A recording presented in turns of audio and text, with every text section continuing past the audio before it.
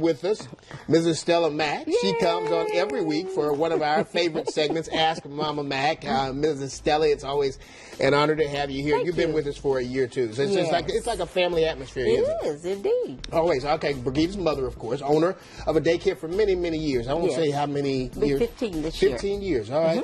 All right, so we bring you in and talk about some controversial topics. So here we go. Let's get to Okay. our first one. Parents in 43 states are concerned their children are learning how to pass a standardized test and less on real learning. Over the next month, students will get tested in new federal education guidelines known as Common Core. These tests will test the knowledge in math and language arts. Educators say it's designed to deepen critical thinking and enhance problem-solving skills. But some parents are having their kids opt out of the exam. Some fear their kids aren't learning other subjects like social studies. So do you think these parents have a good point, or are students being set up to fail these days? I don't think they're being set up. I mean, if you look across the board, you need your math. You need to be able to read and comprehend. I mean, you can't do one without the other. Right. So I think it's a good thing. I stress to my little people when we're doing our instructional time is to focus. You know, I need you to focus on your numbers. You can't do anything without numbers. Absolutely. And if you can't read, you don't know your alphabets.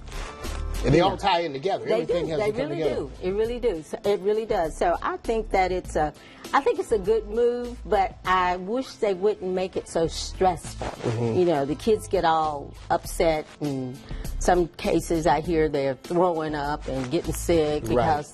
You know, they're so nervous about it. Well, it's So, highly competitive these yeah. days, too. If a lot of parents put a lot of pressure on the kids Yeah. because they know to They get do those that. scholarships and they Yep. don't want to pay that money for college tuition. That's so, true. And, you know, one thing I noticed that when I was back in school, you know, you had to actually do the math, you know, on pen and paper. That's right. Now they allow calculators in there, Yes, computers, yes, which I think takes computer, away yes, from what you do. It does. For some of the serious thinking, you know. Yes.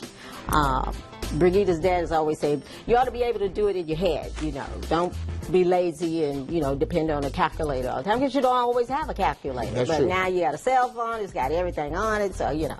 A lot of people are doing that, a lot of kids. It's a shame. All right, we all know babies are supposed to drink milk, not beer. But one company is selling these beer bottles for babies. Online retailer Perpetual Kid also offers wine glasses shaped like sippy cups. The company says the babies can take drinking their bottles to a new level. The websites say it's the perfect choice when your child starts knocking back their favorite beverage. What? Mama Mack, is a beer bottle for babies absolutely? Is it necessary, really? I think I know the answer to this, but geez, we like to hear what you have to say. This is crazy, isn't it? That is super crazy. I mean, we're setting them up. We're trying to get them educated. Then we're setting them up for, I don't know what. I Yeah. mean, you know, you're going to drink your math. Right. You're going to sip your... Well, and then they don't have to use their brain even for that. Really? Look at the baby right there drinking. Side note, That is pathetic. you can get Excuse this. me. There are more shocking items like toy cigarettes, newborn stilettos, and legalized marijuana onesies that also exist. So it's going I on. mean, we don't know what to do anymore. I think we're just pushing them too fast. Get the foundation. Yeah. You know, that's the most important thing. Yeah. That's going to take them through the rest of their lives. All right. Let's talk one more here. A wedding has gone viral after the groom shared vows with his young bride's young daughter. Listen to a little of what race car driver Brian Scott had to say. He said, "I promise to always hold your hand and skip with you down the street and bring comfort to your life. I vow to make you say your prayers before you eat.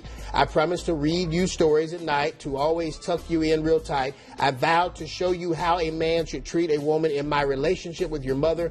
And above all else, I vow to protect you, care for you, and love you forever." We're told there was not a dry eye in that room. The family lives in North That is Carolina, awesome. but they got married in Idaho. You don't see this very much with blended families, No. but this is pretty special. That is very special. Yeah. Very special. Way to start a new relationship with your daughter, your family. And that's the way to see it, because a lot of the children see what happens in the parents' relationships, and they kind of pick that up sometimes and take it on to other relationships. Yes, and that is very positive. All right, thank you so much for coming. Thank you. It's always a pleasure. It's our first time doing it solo. Between you always have Vergita over there saying stuff. Yeah, there you go. All right, thank you so much. Hope she gets well soon. Yes, okay? yes. All right, we got much more to talk about. We're going to eat some of this cake a little later, too. And we got Honey Butter Bakery is also in the house, too, making, I believe, peanut butter cookies. We'll be right back.